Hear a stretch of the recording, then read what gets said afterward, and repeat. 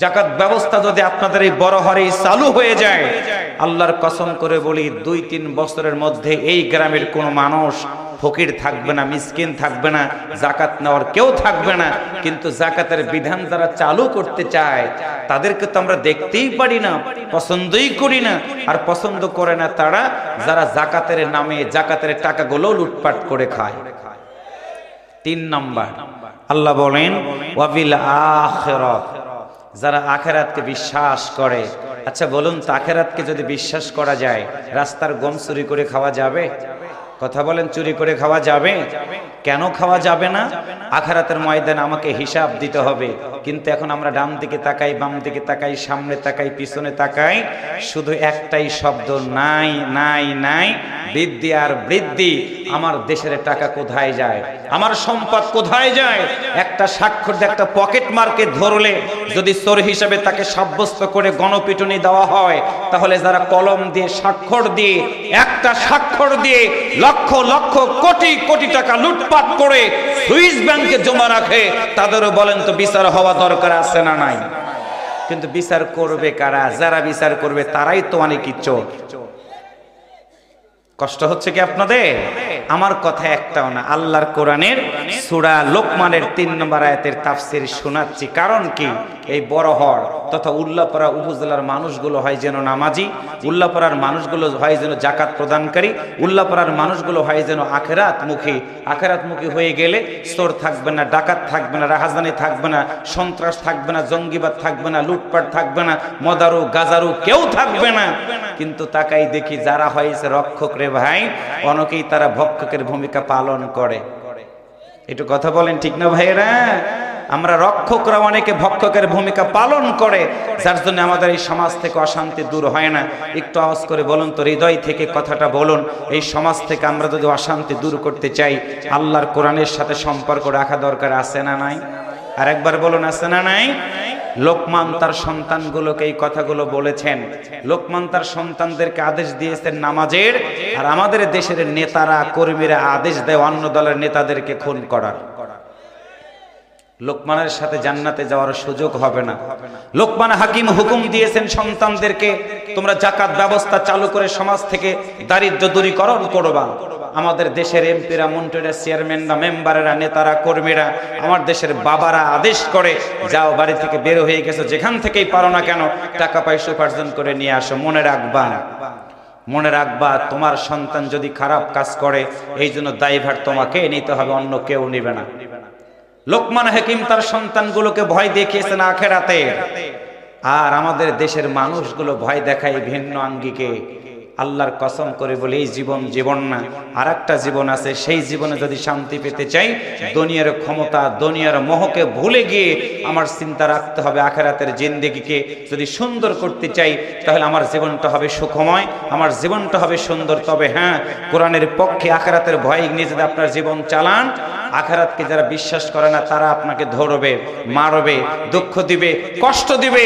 তবে আমাদেরকে এটাও মনে রাখতে হবে, আবু জেহেল যখন পৃথিবীতে আগমন করে ইসলামটাকে ধ্বংস করার ষড়যন্ত্র করেছিলেন, আল্লাহর নবী ছিলেন একা। তিনি যদি বাতিলের কাছে মাথা নত না করে, আল্লাহর কোরআনের দাওয়াত দেওয়া যদি বন্ধ করে না দেয়, আজকে বাংলাদেশ সহ গোটা পৃথিবীতে প্রায় 250 কোটি মুসলমান বেঁচে থাকার পরেও একজন আলেমকে গ্রেফতার করবে, একজন আলেমকে রিমান্ডে নেবে, একজন আলেমকে কোমরে রশি বেঁধে বেঁধে হাত করা দিয়ে জেলখানা থেকে বের করবে, একজন, দুইজন, 1 লক্ষ 2 লক্ষ আলেমদেরকে যদি ফাঁসির কাস্টে ঝুলায় পৃথিবী থেকে বিদায় করে দেয়, আল্লাহর কসম করে বলে গোটা পৃথিবীতে হাফেজদের সংখ্যা হলো এখন কোটি কোটি কোটি কোটি মুসলমান বেঁচে থাকার পরেও একজন নয়, 2 জনের, লক্ষ লক্ষ আলেম ফাঁসির কাস্টে ঝোলার জন্য সিদ্ধান্ত নিয়ে আছে। কিন্তু জালিমদের কাছে মাথা নত করতে তারা কখনো রাজি থাকবে না, থাকবে না। মরে যাবে, শহীদ হয়ে যাবে, শহীদ হয়ে গেলে আল্লাহর জান্নাতের মেহমান হয়ে যাবে। এই জন্য আমরা মরতে রাজি আছি, জীবন দিতে রাজি আছি, কিন্তু আল্লাহ ছাড়া কারো কাছে মাথা নত করতে রাজি না, রাজি না, রাজি না। কারা কারা আল্লাহকে ভালোবাসতে রাজি আছেন? দুহাত তুলে আমার আল্লাহকে আরেকবার দেখান, হাত নামান।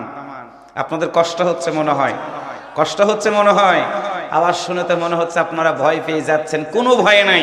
আমি যা বলছি আল্লাহর কোরআন থেকে, মানুষকে যত ভয় পাইবেন ওরা শয়তানের ভূমিকা পালন করে আপনাদের মাথার উপরে চড়ে বসবে।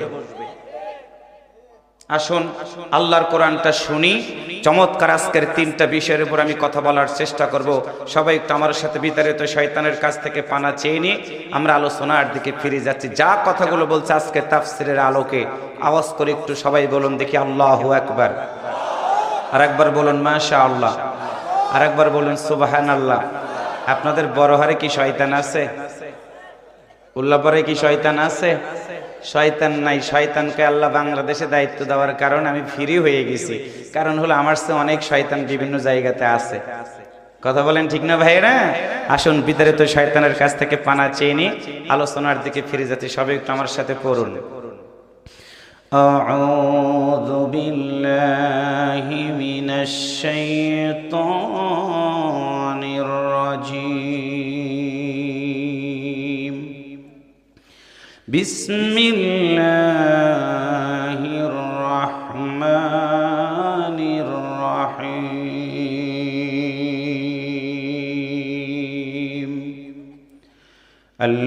আল্লাযীনা ইউকিমুনাস সালাতা ওয়া ইউতুনাজ যাকাতা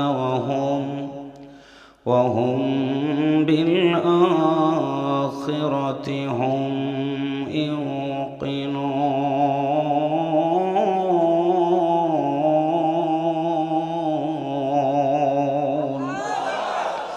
সম্মানিত দিনী ভাই সব, বিশ্বনবী সাল্লাল্লাহু আলাইহি ওয়াসাল্লামের মক্কি জিন্দেগিতে সূরাটি নাজিল হয়।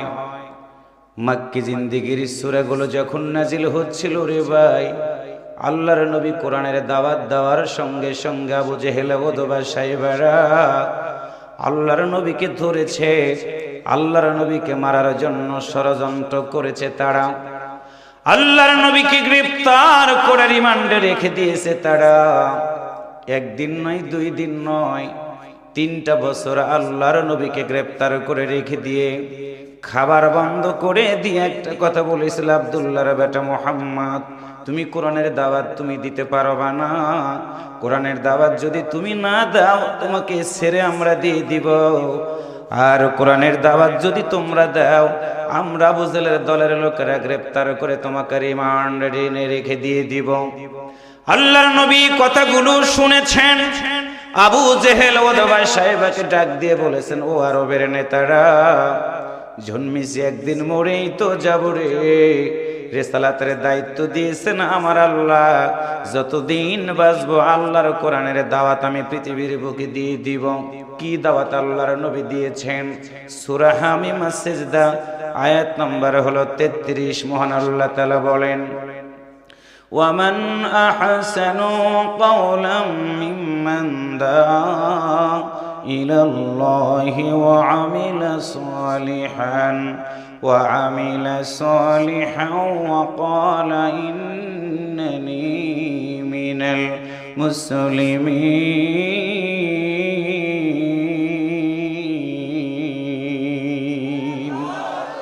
আল্লাহ বলেন, রাসূল বলে দাও ওই ব্যক্তির কথার চেয়ে কার কথা উত্তম হবে, কার কথা সুন্দর হবে, যে ব্যক্তি মানুষদেরকে আল্লাহর পথে আহ্বান করে, শুধু আহ্বানই করে না, ওয়া আমিলা সলিহান, এবং ভালো কাজগুলো করে। তারা শুধু ভালো কাজই করে না, ওয়া ক্বালা ইন্নানি মিনাল মুসলিমিন, এবং ঘোষণা করে দেয় সে আমি একজন মুসলমান। আমার সামনে যারা এসেছেন বসেছেন, মৈত্রী বড়হারের একজাক যুবক মাথার গাম পায়ে ফেলে পোস্টার করলো, মাইকিং করলো, আপনাদেরকে কোরআনের দিকে আহ্বান করেছে। আপনারা বাড়িতে থাকলেন না, সুন্দর পরিবেশে বসে আছেন, বয়ান শুনতেছেন। তার মানে হলো কোরআনের মাহফিলটা হলো ভালো কাজ, শুধু ভালো কাজই আমরা করতেছি না, আর একটা ঘোষণা আমরা দিয়ে দিব, ওয়াকালা ইন্নানি মিনাল মুসলিমিন। এখন কোনো দোয়াল আমরা করি না, আমাদের 1 নাম্বার পরিচয় হলো আমরা মুসলমান। একসাথে বলুন তো, আমাদের 1 নাম্বার পরিচয়টা কি? আর একবার বলেন। এবার আসেন, মুসলমান কেমনে বলা হয়? আমার দেশে একটা কথা আছে, দাড়ি যার, মোজ্জার, পাগড়ি যার বড়, সেই হলো মুসলমান। তত্ত্বগুলো শুনে নেন। পাগড়ি দেখেই যদি মুসলমানিত্বটা বোঝা যেত, ভারতের সাবেক প্রধানমন্ত্রী মনমোহন সিং এর পাগড়ি কিন্তু কম ছিল না। বর্তমানের প্রধানমন্ত্রী নরেন্দ্র মোদী, ওনারও কিন্তু দাড়ি আছে, সবগুলো দাড়ি পেকে হয়ে গেছে সাদা, তারও কিন্তু দাড়ি কম না রে ভাই। আল্লাহর কসম করে বলি, নরেন্দ্র মোদী ক্ষমতায় থাকার কারণে আজ থেকে 3 বছর আগে ভারতে একজন নয়, 2 জন নয়, ভারতে অনেকগুলো মুসলমানদেরকে জীবন্ত তারা আগুনের ভিতরে ফেলে দিয়েছে। শুধু ফেলে দিয়ে মারে নাই, উনি যেদিন বাংলাদেশে আগমন করবে সেই দিনটাকে কেন্দ্র করে বাংলাদেশে প্রায় 18 জন হাফেজে কোরআন পৃথিবী থেকে বিদায় হয়ে গেছে। আল্লাহর বান্দারা বুঝবেন ভালো করে, যেই মসজিদের উদ্যোগে আজকে মাহফিল, গোটা বিশ্বের মধ্যে আলোচিত একটা মসজিদ হলো বাবরের মসজিদ। ভারতে নরেন্দ্র মোদী ক্ষমতায় আসার পরে ওই বাবরি মসজিদের জায়গাটা থেকে তিনি রাম মন্দির বানিয়ে রেখে দিয়েছেন। তার মানে দাড়ি রাখলে মুসলমান বলা হয় না, যেই দাড়িওয়ালারা রাম মন্দির বানায়, আর যাই হোক না কেন মুসলমান বলা তো দূরে থাক, ওই মানুষটা হলো মুসলমানদের হত্যাকারী 1 নাম্বার মানুষ। একটু কথা বলেন ঠিক কিনা? তাহলে বুঝবো মুসলমান কেমনে হবে। আমার আল্লাহ ডাক দিয়ে বলেছেন, হে নবী তুমি বলে দাও মুসলমানের সংজ্ঞাটা। আমি আল্লাহ বলে দিলাম কোরআনের মধ্যে, ইয়া আইয়ুহাল্লাযীনা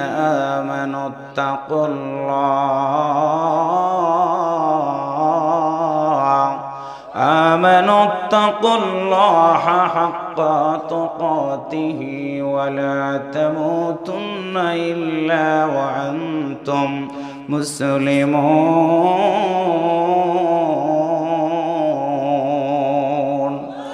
আল্লাহ বলেন, রাসূল বলে দাও, ইমানদার তো তারা হবে, মুসলমান তো তারা হবে যাদের দিলের ভিতরে ভয় থাকবে আমি আল্লাহর। আল্লাহর বান্দারা, একজন মানুষের দিলের মধ্যে যদি আল্লাহর ভয় থাকে রে, ওই ব্যক্তি কোনোদিন খারাপ কাজ করতে পারবে না, অন্যায় করতে পারবে না। এমনকি নিরপরাধ মানুষগুলোকে জেলখানার ভিতরে মৃত্যুদণ্ডের রায়ও দিতে পারবে না। কলিজাটা ফেটে যায় আমার। আজকে আলেমরা এখানে বসে আল্লাহর কোরআন শোনাইতেছে, যে হাতটা দিয়ে কোরআনটা ধরে রে ভাই, পত্রিকা দেখলাম, ফেসবুকে দেখলাম, সেই কোরআনের দাওয়াত দেওয়ার কারণে আলেমদেরকে হাত করাটা এমন ভাবে পড়াইয়াছেন, মাজাতে এমন ডান্ডা বেড়ি লাগাই দিয়েছেন, ছোট্ট মানুষ হাঁটতেও পারে না, দাঁড়াইতেও পারে না। অপরাধ হলো একটাই, আল্লাহর কোরআনের দাওয়াত দেওয়া। কোরআনের আল্লাহর কসম করে বলে বুঝবেন ভালো করে, আমরা মুসলমান জন্মেছে, একদিন মরে যাব, মরে তো যাব একদিন, জ্বর হয়েও মরতে পারি, স্ট্রোক হয়েও মরতে পারি। এইরকম মরার সে আল্লাহর কোরআনের দাওয়াত দিতে গিয়ে জালিমরা যদি গুলি করে ব্রাশ ফায়ার করে মেরে ফেলে দেয়, আল্লাহর কসম করে বলে গুলি খেয়ে মরা কোরআনের জন্য জীবনটা দেওয়া হলো ওই রকম মৃত্যুর সে 1000 গুণে উত্তম। আল্লাহ দলিল দিচ্ছেন, ওয়ালা তাকুলু লিমান ইয়াকতালু ফি সাবিলিল্লাহি আমওয়াত বাল আহইয়াউ ওয়ালাকিন লা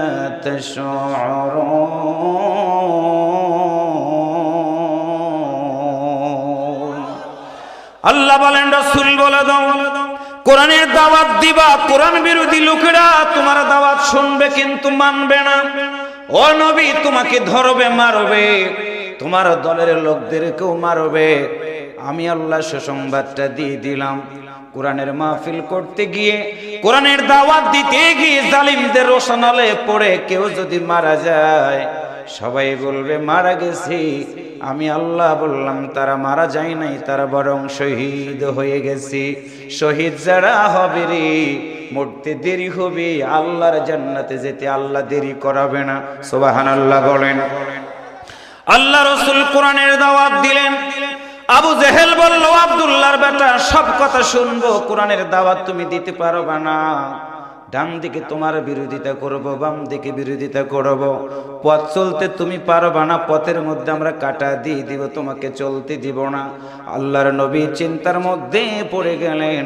আমার আল্লাহ সূরা আনফালের ৬৬ নম্বর আয়াত নাজিল করে বিশ্ব নবীকে সান্ত্বনা দিয়ে বললেন, বন্ধুরে তুমি টেনশন করবো না, কে তোমার সাথে আছে কে তোমার সাথে নাই, আমি আল্লাহ তোমার জন্য সুসংবাদ দিয়ে দিলাম। আল্লাহ বলেন, ইয়া আইয়ুহান নাবিয়্যু হাসবুকাল্লাহ হাসবুকাল্লাহু ওয়া মান ইত্তাবা'আকা মিনাল মুমিনিন।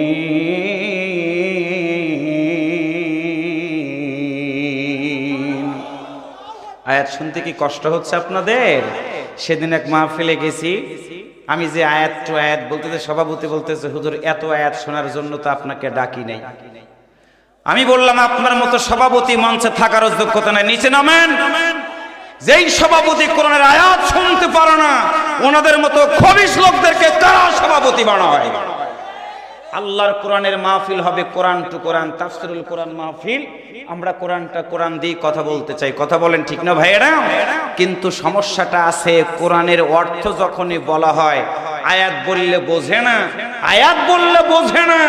যখনই অর্থ বলা হয় তখনই গায়ের ভিতরে জ্বলা পোড়া শুরু হয়ে গিয়ে বলে, হুজুর এখন রাজনীতিক বক্তব্য দিচ্ছে। আসলে উনি তো বোঝে না, গোটা কোরআনটাই হলো ইসলামী রাজনীতি। সুবহানাল্লাহ কইতে ইচ্ছা করে না রে ভাই? এই কোরআনটাই হচ্ছে রাজনীতি। কিসের রাজনীতি? চোরের বিরুদ্ধে, সন্ত্রাসের বিরুদ্ধে, মাদকের বিরুদ্ধে, ইফটিজিং এর বিরুদ্ধে, সকল খারাপ কাজের বিরুদ্ধে যিনি আদেশ দিয়েছেন তিনি হচ্ছেন আমার আল্লাহ। যার মাধ্যমে দিয়েছেন সেটা হচ্ছে মহাগ্রন্থ আল কোরআন। কথা বলেন ঠিক কিনা? কিন্তু সেই আয়াত যখন তেলাওয়াত করা হয়, কিছু লোকের রক্তটা এমন নড়াচড়া করে, তারা আয়াতটা শুনতেই পারে না, সহ্যই করতে পারে না। ইদানিং দেখা যায় কিছু কিছু মাহফিলে ২-৪টা ছোটর ফুটর নেতারা উঠে মাহফিলগুলো বন্ধ করার চেষ্টা করে, হুজুরের সামনে থেকে মাইক্রোফোন কেড়ে নিতে চায়। আমি বলি, সব জায়গায় হাত দেওয়ার চেষ্টা করবা না, সব জায়গায় হাত দেওয়ার চেষ্টা করবা না। আলেমদের কোনো সময় সামনে আসার চেষ্টা করবে না। আলেমরা শুধু আলেম না, আলেমরা হচ্ছে নবীদের ওয়ারিস। কথা বলেন ঠিক কিনা? একদিন তুমি যেদিন চকলেট হয়ে যাবা, তোমার বাবার নামে দাফন হবে না, দাদার নামে দাফন হবে না, কোন নেতার নামে দাফন হবে না, দাফন হবে একমাত্র আল্লাহর নামে। কি বলা হয়? ইমাম সাহেব থাকবে তোমার মতো নেতার পিছনে, তোমার মতো নেতাটাকে সামনে রেখে চকলেট বানায়া আল্লাহু আকবার বলে তোমাকে জানাজা নামাজ পড়ায় কবরে দিবে। বেশি নড়াচড়া করবা, বেশি কোরআনের বিরুদ্ধে অবস্থান করবা, ইমামরা জানাজা পড়াবে কিন্তু একটাও দোয়া বলবে না। আজকে ইমামদেরকে বলে দিয়ে যাই, শোনেন, যে কোনো দাওয়াতে আপনারা যাবেন না, যাবেন না। মরে যাওয়ার পর আবার কিছু ইমামদেরকে বলা হয়, হুজুর জানাজা নামাজের দোয়াটা বলে দেন তো, বলে না। হুজুর আবার লাশটা কবরের ভিতরে নামাইতেছে, বলতেছে হুজুর দোয়াটা বলে দেন তো।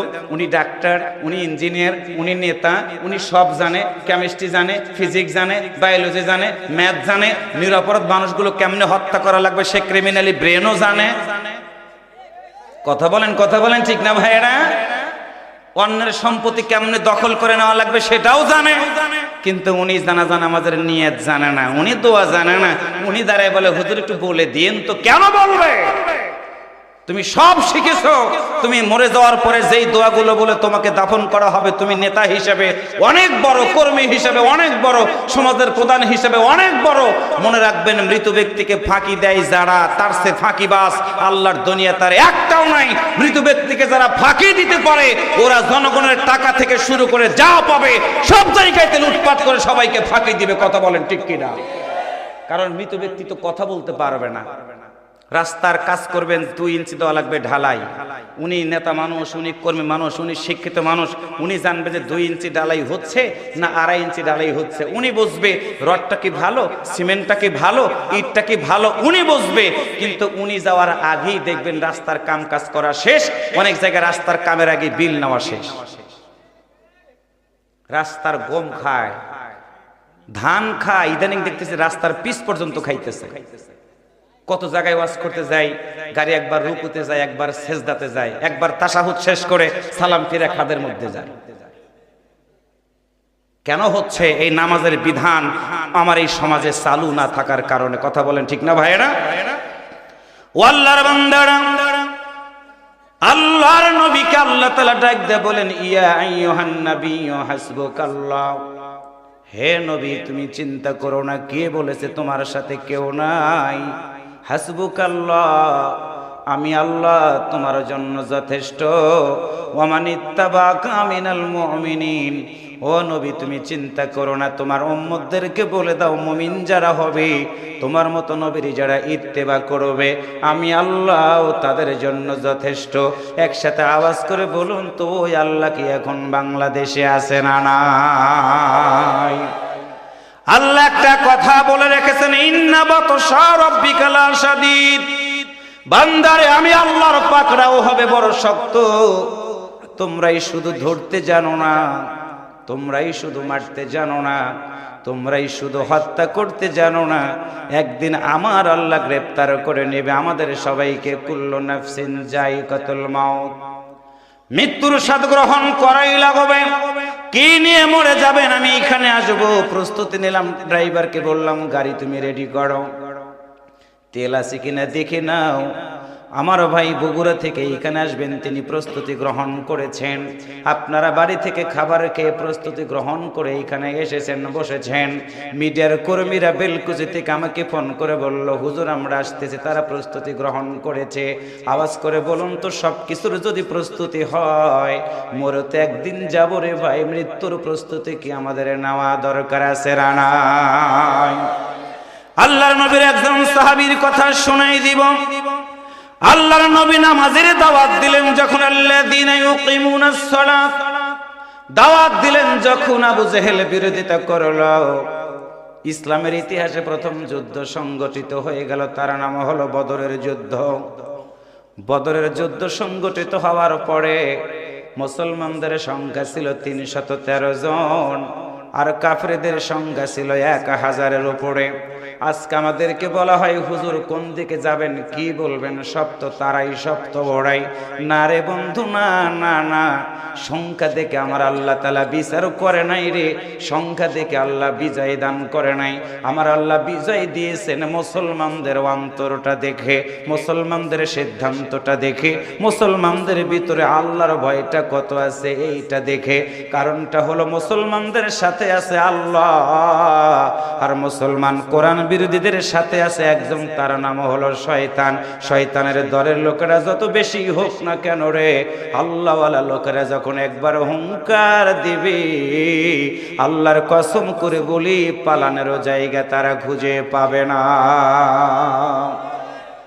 কেন পাবেন? আল্লাহ দলিল দিচ্ছেন, ইমানদাররা যখন এই বিপদের মধ্যে পড়ে যাবে, দুইটা কাজ করবে তারা।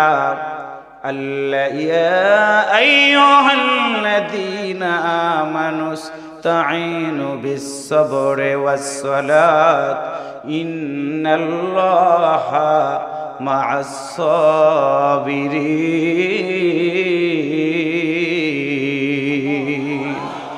অন্তর থেকে বলুন একটু আল্লাহু আকবার। আল্লাহ বলেন, রাসূল বলে দাও, কোরআনের দাওয়াত দাও, ইসলামের বাণী পৌঁছাও। তোমাকে মারবে, ধরবে, টেনশন করবে না, তুমি দুইটা কাজ করবা। এক নাম্বার হলো ধৈর্য ধারণ করবা, মাহফিল করবেন, অনুমতির জন্য চেয়ারম্যানের কাছে যাও, মেম্বারের কাছে যাও, থানায় যাও, ডিসি অফিসে যাও, এত জায়গায় যাও কোরআনের মাহফিলের জন্য। কিন্তু যাত্রা লাগাবেন, জুয়া লাগাবেন, কোথাও কিন্তু যাওয়া লাগে না। একটু কথা বলেন ঠিক কিনা? কোথাও যাওয়া লাগে না। মাহফিলে আসার পর আমাদেরকে বলা হয়, হুজুর এই ওয়াজ ওই ওয়াজ করবেন না, এই আয়াত ওই আয়াতের ব্যাখ্যা করবেন না। আমি আল্লাহর কসম করে বলি রে ভাই, কোরআনের সব জায়গা থেকে ওয়াজ আমি রাকিবুল ইসলাম আজকে যদি না করে যাই, আজকে আপনারা আমার পক্ষে হয়তো বা আছেন, সবাই আমারে ভালোবাসবেন। হক কথাগুলো বলে যদি না যাই, সন্ত্রাসের বিরুদ্ধে কথাগুলো যদি বলে না যাই, গাজার বিরুদ্ধে কথা বলে যদি না যাই, ইসলামের বিরুদ্ধে যারা আছে তাদের বিরুদ্ধে কথা বলে যদি আমি না যাই, আকিমুদ্দিনের পক্ষে যদি আমি কথা বলে না যাই, কিয়ামতের ময়দানে আমার আল্লাহ আমাকে ধরবে, আমার এই জিহ্বাটা আগুনের কেসি দিয়া কেটে দিবেন। যখন আল্লাহ বলবে, বান্দারি দিয়েছিলাম কোরআন তোমার সামনে পড়ার জন্য, পড়ানোর জন্য, পৌঁছানোর জন্য। তুমি কেন কথা বলো নাই? সুবিধাবাদ জিন্দাবাদ, এইটা ইসলামের স্থান নাই। এইটা যদি ইসলামের স্থান থাকতো, আল্লাহর নবী কিন্তু 3টা বছর শিয়াবে আবি তালেবে জেলখানায় থাকতে হতো না। সুবিধাবাদ জিন্দাবাদ যদি ইসলামে থাকতো রে ভাই, আল্লাহর নবী উহুদের ময়দানে দাঁত দিত না, আল্লাহর নবীর মাথার ভিতরে হেলমেটের লোহাগুলো ঢুকে যেত না। বুঝতে হবে আমাদেরকে, মুসলমানরা কোনোদিন নিরপেক্ষ থাকতে পারে না। মুসলমানরা 100% পক্ষ নেবে আল্লাহর। আওয়াজ করে বলুন তো, আমরাও যারা এসেছি বসেছি পক্ষ নেব কার? আল্লাহ বলেন আল্লাযীনা ইউকিমুনাস সালাত, নামাজ যারা কায়েম করবে, নামাজ বিরোধী লোকেরা নামাজি মানুষগুলোকে ধরবে। এবার চোখ দিয়ে তাকায় দেখেন, কান দিয়ে শোনেন, বিবেক দিয়ে বোঝেন। নামাজি মানুষগুলোকে যখন ধরা হয়, ওযুর পানিটা পর্যন্ত দেওয়া হয় না।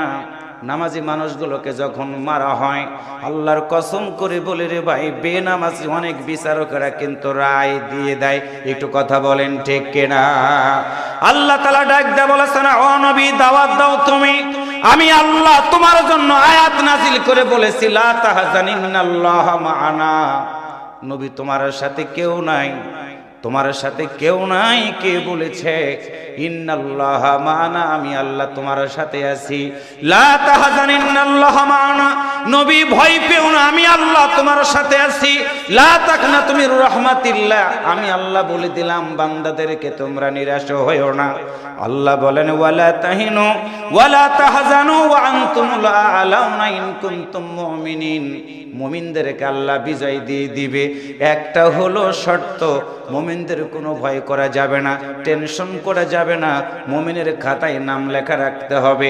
আর মুমিন আপনি যখনই থাকবেন রে ভাই, ও মুমিন লোকেরা 100% আপনাকে কষ্ট দেবে।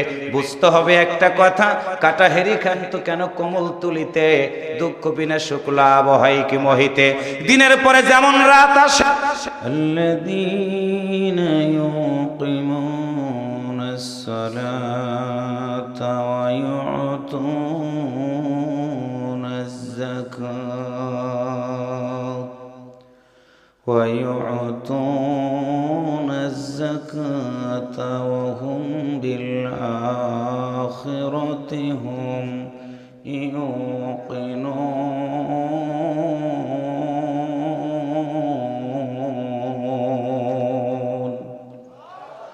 وقال رسول الله صلى الله عليه وسلم لا يؤمن أحدكم حتى أكون أحب إليه من والده وولده والناس أجمعين.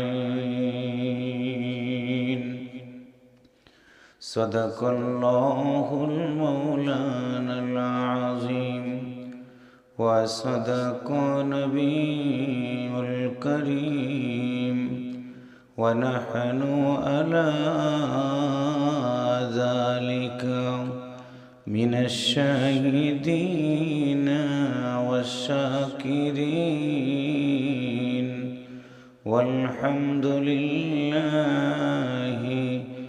رب العالمين.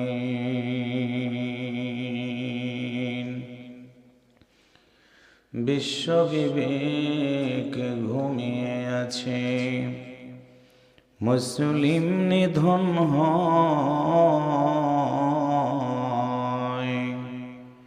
ইহুদি খ্রিস্টানেরা মিছিল করে বলে এটা নাকি তাদের বিজয়। কোরআন পড়ো, হাদিস পড়ো, শোনো মুমিন ভাই, পড়ে কোরআন গড়লে জীবন, জান্নাতের মেহমান হওয়া যায়। যতই করো দুনিয়ার বাহাদুরি বন্ধ তুমি, একদিন যাবে মরে।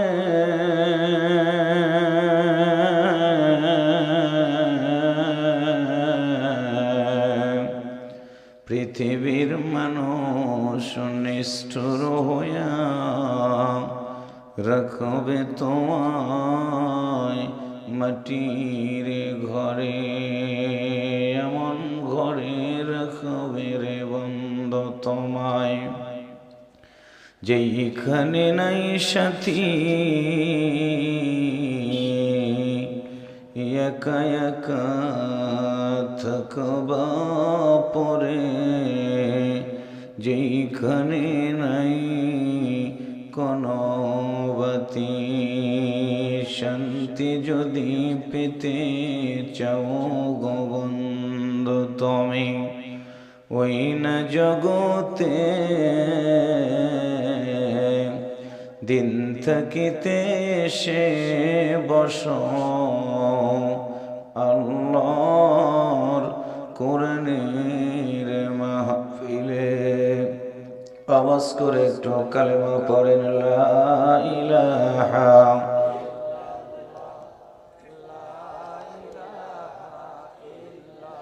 মোহাব্বতে বলেন লা ইলাহা ইল্লাল্লাহ।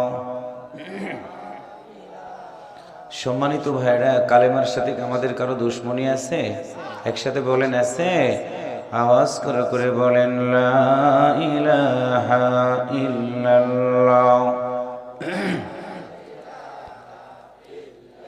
খালিক নেই তুমি সারা, মালিক নেই তুমি সারা, কোনো মাবুদ নেই তুমি সারা, কোনো মাশুক নেই তুমি সারা। লা ইলাহা ইল্লাল্লাহ, লা ইলাহা ইল্লাল্লাহ মুহাম্মাদুর রাসূলুল্লাহ সাল্লাল্লাহু আলাইহি ওয়াসাল্লাম। সিরাজগঞ্জ জেলাধীন উল্লাপাড়া উপজেলার অন্তর্গত মূত্রবরহার বাইতুল মামুর জামে মসজিদের কমিটি কর্তৃক আয়োজিত প্রথম বার্ষিকী তাফসিরুল কোরআন মাহফিলের সম্মানিত শ্রদ্ধাভাজন সভাপতি আলহাজ মোহাম্মদ মমিনুল ইসলাম সরকার লিটন, বিশিষ্ট ব্যবসায়ী মূত্রবরহার, সম্মানিত সহসভাপতি জনাব মোহাম্মদ শাহিন আলম সরকার, বিশিষ্ট সমাজসেবক মূত্রবরহার, বারাকাল্লাহু ফি হায়াতি। আমরা একটু একসাথে আওয়াজ করে বলি আমিন, আর একবার বলি আমিন। আজকের মাহফিলে প্রধান অতিথি হিসেবে উপস্থিত থাকার সদাই সম্মতি জ্ঞাপন করেছেন আলহাজ মোহাম্মদ গাজী শফিকুল ইসলাম শফি, সাবেক মাননীয় জাতীয় সংসদ সদস্য ও চেয়ারম্যান উপজেলা পরিষদ উল্লাপাড়া। সম্মানিত প্রধান মেহমান জনাব এস.এম. নজরুল ইসলাম, মেয়র উল্লাপাড়া পৌরসভা, শ্রদ্ধাভাজন বিশেষ অতিথি মহোদয়গণ, আজকের মাহফিলের আমন্ত্রিত হযরত উলামায়ে কেরামগণ, অন্যতমভাবে একটু আগেই কথা শুনে ধন্য করেছেন বিশিষ্ট ইসলামী চিন্তাবিদ, হাজারো ছাত্রের ওস্তাদ আলহাজ মাওলানা মোহাম্মদ মুজিব বিন আব্বাসী সাহেব, শিক্ষক বরহর আলিম সিনিয়র মাদ্রাসা। কথা শুনিয়েছেন আমার অত্যন্ত প্রিয় ভাই হযরত মাওলানা মোহাম্মদ শফিউল্লাহ, খতিব ফেস ইমামত জামে মসজিদ। আল্লাহ তাআলা সম্মানিত মেহমানগুলোকে দিনের জন্য, কোরআনের জন্য কবুল করে নিক, একসাথে বলে আমিন।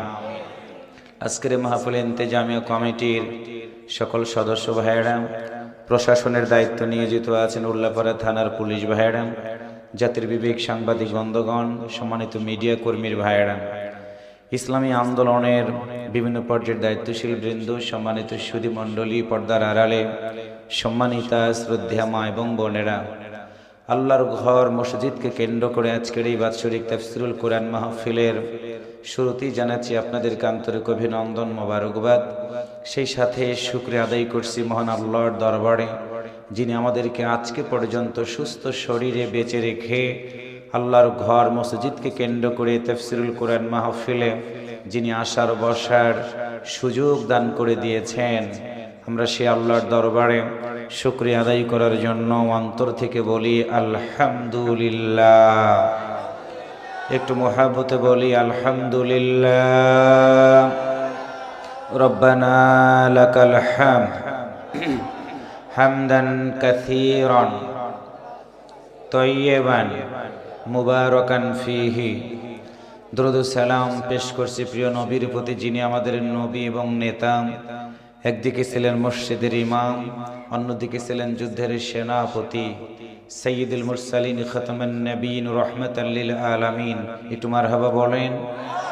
আমরা যেদিন পৃথিবী থেকে বিদায় হয়ে যাব, পৃথিবীর কোনো মানুষের নামকরণ করে আমাদেরকে কবর জগতে রাখবে না, বিশ্ব নবীর নামকরণ করে আমাদের যেহেতু কবর জগতে রেখে দিয়ে আসা হবে, আজকের এই মাহফিল থেকে সেই রসুলকে জানাই শ্রদ্ধাপূর্ণ দরুদ ও সালাম।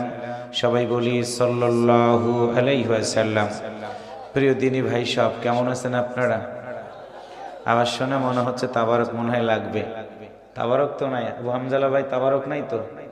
তাইলে আপনারা যেভাবে কথা বললেন মনে হয় তাবারক দিতে হবে। আসলে বলুন তো, আমরা যারা এখানে এসেছি বসেছি, আমাদের কেউ যদি জিজ্ঞাসা করে কেমন আছেন, মুসলমান তো আমরা, একটাই ভাষা, কি বলা লাগবে? আমি আবারও সুযোগ করে দিচ্ছি, দেখি পারেন কিনা আপনারা। কেমন আছেন আপনারা? আলহামদুলিল্লাহ। আল্লাহ তাআলা আমাকে ভালো রেখেছেন বিধায় আপনাদের মতো সম্মানিত ভাইদের সামনে আল্লাহ তাআলা আসার সুযোগ করে দিয়েছেন। শুরুতেই ধন্যবাদ জানাচ্ছি উল্লাপাড়া থানার পুলিশ ভাইদেরকে, যারা অনুমতি দিলেন, রাজনৈতিক দলের ভাইরা সহযোগিতা করেছেন, আর আপনারা যারা একজাক্ট মানুষ প্রচণ্ড শীতকে উপেক্ষা করে বসে আছেন, আপনাদের সবাইকে আন্তরিক ধন্যবাদ জানিয়ে আল্লাহর কোরআন থেকে আমি কিছু কথা শোনাতে চাই। যেহেতু মসজিদকে কেন্দ্র করে প্রোগ্রাম, সেই জন্য আমি এখানে এসে কোরআনুল কারীমের গুরুত্বপূর্ণ একটি সূরা লোকমান থেকে একটি আয়াত তেলাওয়াত করেছি। সূরা লোকমান নাজিল হয়েছিল বিশ্বনবী সাল্লাল্লাহু আলাইহি ওয়াসাল্লামের মাক্কি জীবনে। মোট আয়াত সংখ্যা ৩৬, রুকু সংখ্যা ৪। সেখানকার আমি প্রথম রুকুর ৩ নম্বর একটি আয়াত তেলাওয়াত করেছি। কেন করলাম? আল্লাহ তাআলা আমাদেরকে আদর করে আজকে ৩টি বিষয়ের জন্য আদেশ করে দিয়েছেন। আল্লাহ বলেন, ৩টা জিনিস যদি আমার কোনো বান্দা বান্দি পৃথিবীতে মানার পরে এই জীবন শেষ করে কবরের ভিতরে আসতে পারে, আমি আল্লাহ আমার এই বান্দা বান্দিগুলোকে জান্নাতের মেহমান হিসেবে কবুল করে নেব। আপনারা বলুন তো, এই জান্নাতে কি যাওয়া দরকার আছে না নাই? আর একবার বলুন, আছে না নাই? ওই জান্নাতে যদি যেতে চাই কাজ করব কয়টা? 3টা। একসাথে বলেন কয়টা? কথাটা কার? আর একবার বলেন কথাটা কার? কোন সূরা? লোকমান। কোন সূরা? আয়াত নাম্বার 3। একসাথে বলেন আয়াত নাম্বার কত? আপনাদের এলাকার কোরআনে কি সূরা লোকমান আছে? একসাথে বলেন আছে? যারা আওয়াজ আস্তে করে দিয়ে বললেন তারা মনে হয় কোরআনের সাথে সম্পর্ক খুবই কম। আমি আফসোস করে একটি কথা বলি, আজকে 3-4টা দিন হয়ে গেল কোরআনের পাতাগুলোকে ছিঁড়ে ফেলতেছে, কোরআনের পাতাগুলোকে আগুন ধরিয়ে দিচ্ছে, কোরআনুল কারীমটাকে পায়ের নিচে ফেলে পৃষ্ঠাগুলোকে লন্ডভন্ড করে দিচ্ছে ডেনমার্কের কিছু ইহুদিরা, খ্রিস্টানেরা। আপনারা বলুন, আল্লাহর কোরআনকে কেউ যদি জ্বালিয়ে পুড়িয়ে ছারখার করে দেয়, ওই সকল নাস্তিক মুরতাদ ইহুদি খ্রিস্টানদের সাথে আমাদের কি কোনো সম্পর্ক থাকবে? কথা বলেন, থাকবে? আজকের এই মাহফিল থেকে প্রথমেই তীব্র প্রতিবাদ জানাচ্ছি, নিন্দা জ্ঞাপন করছি। কারণ হলো, গোটা পৃথিবীতে হিন্দুরা বসবাস করবে, তাদের ধর্ম পালন করবে, খ্রিস্টানেরা বসবাস করবে, তাদের ধর্ম পালন করবে, যারা যে ধর্মের মানুষ তারা সেই ধর্ম পালন করবে। কিন্তু অন্য ধর্মের গ্রন্থকে কটাক্ষ করে না, অন্য ধর্ম গ্রন্থের উপরে আঘাত করে কেউ কোনো ধর্মে পালন করতে পারবে না। আমরা মুসলমান, আমাদের প্রতিটা বাড়িতে আল্লাহর কোরআন আছে। আমাদের আল্লাহর কোরআনের কেউ যদি একটা পৃষ্ঠাকে ছিঁড়ে দেয়, আমার বিশ্বাস গোটা মুসলমানদের কলিজাটাই ছিঁড়ে দেওয়া হলো। একটু কথা বলেন, ঠিক না ভাইয়েরা? সুতরাং আজকের মাহফিল থেকে মাননীয় প্রধানমন্ত্রীর কাছে আমাদের আহ্বান থাকবে, ডেনমার্কের রাষ্ট্রদূতকে তলব করে ডেনমার্কের রাস্তাঘাটে ইহুদি খ্রিস্টানরা আমাদের আল্লাহ তাআলার পক্ষ থেকে যে কোরআন নাজিল করা হয়েছিল সেই কোরআনগুলোকে যারা পৃষ্ঠাগুলো ছিঁড়ছে, জ্বালিয়ে পুড়িয়ে ছারখার করে দিচ্ছে, অবিলম্বে ডেনমার্কের রাষ্ট্রদূতকে ডেকে নিয়ে এসে কড়া ভাষায় প্রতিবাদ করা দরকার। কারণটা হচ্ছে আমরা মুসলমান হওয়ার পর আর একজন মুসলমান হলো আয়না স্বরূপ আমাদের কাছে। বিশ্বের ডেনমার্ক কেন, ফ্রান্স কেন, কানাডা কেন, আমেরিকা কেন, ইতালি কেন, বিশ্বের যে কোনো জায়গাতে যদি আল্লাহর কোরআনের একটা পৃষ্ঠাকে কেউ ছেড়ে দেয় সেটা আমাদের কলিজাতে আঘাত লাগে। আল্লাহর নবীর উপরে কেউ যদি খারাপ কথা বলে সেটা আমাদের কলিজার উপরে আঘাত লাগে। আল্লাহর নবী সাল্লাল্লাহু আলাইহি ওয়াসাল্লামের বিবিগণের উপরে কেউ যদি খারাপ কথা বলে সেটা আমাদের কলিজায় আঘাত লাগে। সুতরাং আজকের এই মাহফিল থেকে একটাই আহ্বান থাকবে, দল আমার ভিন্নতা থাকতে পারে, আকৃতি আমার ভিন্নতা থাকতে পারে, চাকরি আমার ভিন্নতা থাকতে পারে, আজকের মাহফিল থেকে একটাই সিদ্ধান্ত জন্মগ্রহণ করেছি, 100% একদিন মরে যাব। মরে যাওয়ার পরে আল্লাহর কোরআনের কথাগুলো বলেই যদি আমাদেরকে দাফন করে দিয়ে আসা হয়, তাহলে আমার এই দেহে এক বিন্দু রক্ত থাকা পর্যন্ত আল্লাহর কোরআনের একটা পৃষ্ঠাকে, আল্লাহর কোরআনের একটি জেরকে, নোক্তাকে কেউ যদি পরিবর্তন করতে চায়, আল্লাহর কোরআনের সাথে আমরা আছি, আমাদের জীবন প্রদীপ নিভে যেতে পারে, কিন্তু আল্লাহর কোরআনটাকে আমরা কখনো জালিমদের পায়ের নিচে ফেলতে দিব না। কারা কারা আল্লাহর কোরআন মানতে রাজি আছেন? দুহাত তুলে আবার আল্লাহকে দেখায় দেন।